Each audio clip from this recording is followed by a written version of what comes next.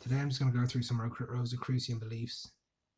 They advocate the dualistic view. Man is a spirit unfolding all the powers of God as the seed unfolds the plant, and these powers are being slowly unfolded by a series of existences in a gradually improving earthy body. To me, this sounds like evolution and transhumanism. Evolution, as you know, was first realized, if you will, in the 19th century by Charles Darwin, supposedly for the first time. And transhumanism is a very new philosophy. And it reminds me of Terence McKenna when he said that, talking about the transcendental object at the end of time, which is what I believe God is. I believe we are God creating himself. And I mean, for this evolution, like this sort of quasi-evolution and theory or whatever is like, the Rosicrucian order was set up in the 13th century, so they were way ahead of their time.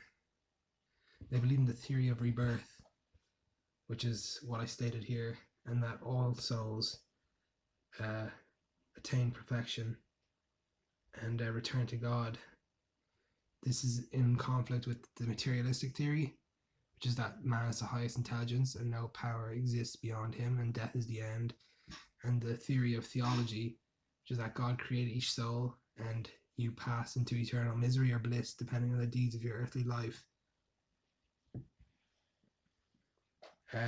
Rosicrucians also believe that for the man who finds the true solution to the riddle of life, death ceases to exist.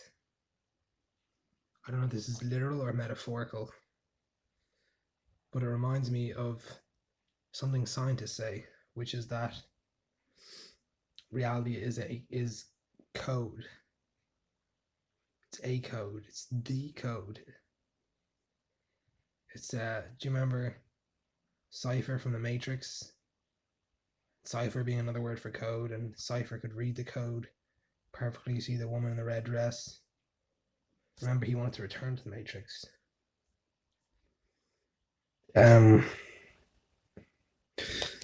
So I mean, where is it? I'm looking for something. Doesn't matter.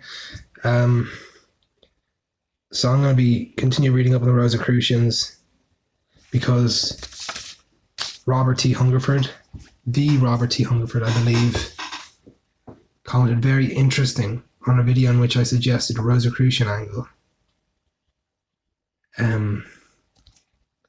So I think I'm on the right track, and I'm going to dig more into Rosicrucianism, and then I'm going to read up on who those figures who are featured often in the ads, starting with Martin Luther. I mean, Rosicrucianism is not the final order. Like, this could be a recruitment campaign beyond Rosicrucianism into an order that, like, we don't know how deep these things go, and these are very old organizations, and who knows where the rabbit hole leads or where the tentacles go. But I want this to be crowdsourcing. I want to crowdsource this. So yeah, I'll see you next time.